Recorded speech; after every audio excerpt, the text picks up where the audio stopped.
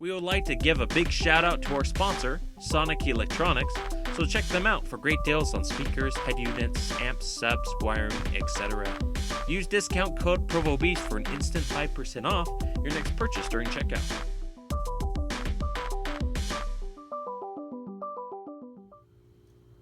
PROVOBEAST here doing another install today. Today we're going to show you how to relocate your AUX and USB connections on the back of your aftermarket radio to a better location that is a lot more convenient for you. The location where we've decided to mount this is to replace an existing power point or cigarette lighter with the actual plug itself. Now we're going to get this all pulled apart so you can see exactly what it comes with.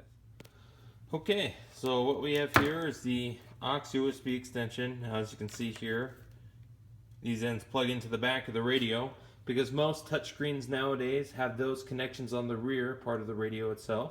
And then this can go any location you choose. To aid you in mounting this, it comes with a little mount as well and fittings and a little cap if you want to install those. So this happens to be the same size as a cigarette lighter. What we're going to be doing is on Suburban, we're going to be replacing one of the cigarette lighter adapters and using this instead. So we're going to show you how to wire that up. Alright, here we are in the Suburban, and commonly, as you can see here, they have the two PowerPoint or cigarette lighters down there in the center console that really go into this location.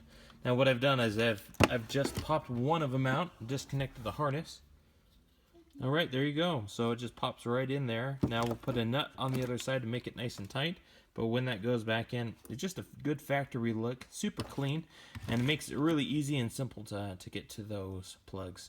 So we're going to get the nut on the back end. This is what the nut looks like.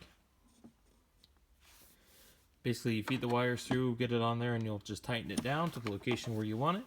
And then these ends will plug into the back of our radio and the USB input and the AUX input. Okay, there you go. Put the nut on the back, nice and tight. So it'll sit in there. Once it's all back together, it'll look super clean. Now, like I said, if you don't have a cigarette lighter, it does come with a separate mount, so you can really put it wherever you like. There's another one, for example, on the center console. It doesn't have to be at this location. It's really flexible depending on your application. So go ahead and get that all put together. Super simple. We're going to get those plugged into the back of the radio and get the radio back in.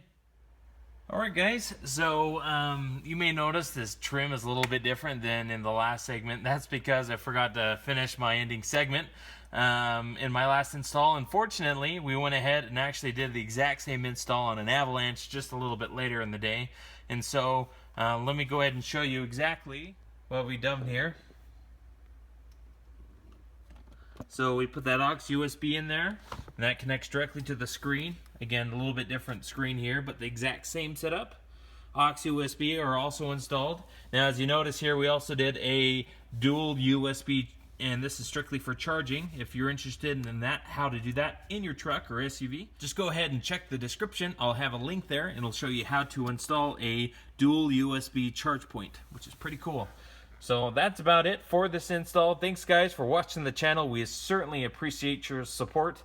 Hit that like button, subscribe, and we will certainly see you in the next video.